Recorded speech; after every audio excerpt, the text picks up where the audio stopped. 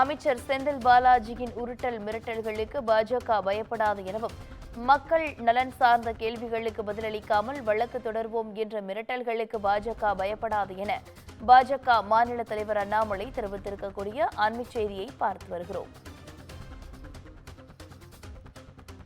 தொடர்ந்து தற்போது கிடைத்த அண்மைச் செய்தியாக அமைச்சர் செந்தில் பாலாஜியின் உருட்டல் மிரட்டல்களுக்கு பாஜக பயப்படாது என பாஜக மாநில தலைவர் அண்ணாமலை தெரிவித்திருக்கிறார்.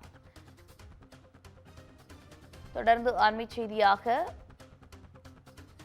மக்கள் நலன் சார்ந்த கேள்விகளுக்கு பதிலளிக்காமல் வழக்கு தொடர்வோம் என்ற மிரட்டலுக்கு பாஜக பயப்படாது எனவும் அமைச்சர் செந்தில் பாலாஜியின் உருட்டல் மிரட்டலுக்கு பாஜக பயப்படாது என பாஜக மாநில தலைவர் அண்ணாமலை தெரிவித்திருக்கிறார்.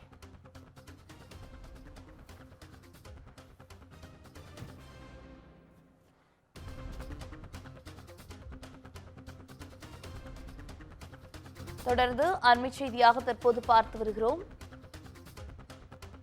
மக்கள் நலன் சார்ந்த கேள்விகளுக்கு பதிலளிக்காமல் வழக்கு தொடர்வோம் என்ற மிரட்டலுக்கு பாஜக பயப்படாது எனவும் அமைச்சர் செந்தில் பாலாஜியின் உருட்டல் மிரட்டல்களுக்கு பாஜக பயப்படாது எனவும் பாஜக மாநில தலைவர் அண்ணாமலை தெரிவித்திருக்கிறார்.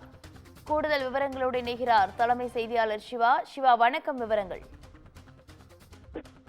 அதானி நிறுவனத்திற்கு ஆதரவு கரம் நீட்டிய ஜாமீன் அமைச்சருக்கு பதில் தெரிவிப்பதாக அண்ணாமலை தன்னுடைய பதிவுல குறிப்பிட்டிருக்கிறார். குறிப்பாக அவர் காரசாரமான பல்வேறு கருத்துக்களை தன்னுடைய அறிக்கையில குறிப்பிட்டிருக்கிறார்.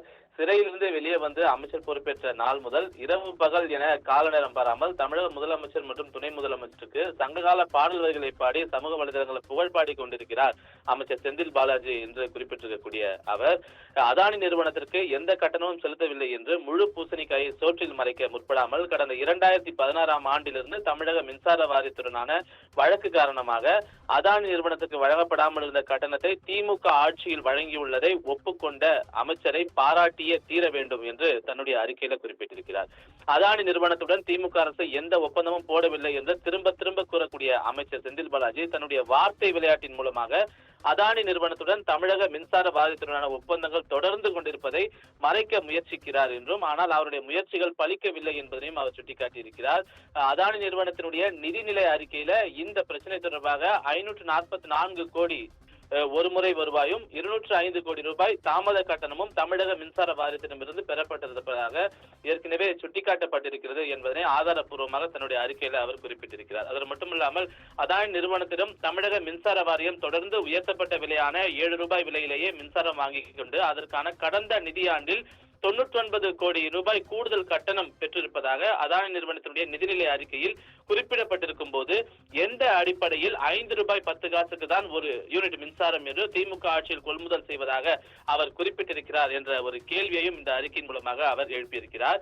மத்திய அரசிடம் மட்டுமே சூரிய ஒளி மின்சாரத்திற்கு ஒரு யூனிட்டிற்கு 2 ரூபாய் 61 பைசா என்ற விலையில் ஒப்பந்தம் செய்திருப்பதாகவும் வேறு தனியார் நிறுவனங்களிடம் திமுக அரசு எந்த ஒப்பந்தமும் செய்யவில்லை என்று கூறிவிட்டு நடுத்தர மற்றும் நீண்ட கால ஒப்பந்தங்கள் அடிப்படையில மின்சாரம் யூனிட் ஒன்றிற்கு 3 ரூபாய் 45 முதல் 5 ரூபாய் 31 பைசா வரை தனியார் நிறுவனங்களிலிருந்து ஒப்பந்தம் மூலமாக கொள்முதல் செய்யப்படுகிறது என்று தன்னுடைய அறிக்கையில அண்ணாமலை சுட்டிக்காட்டியிருக்கிறார்.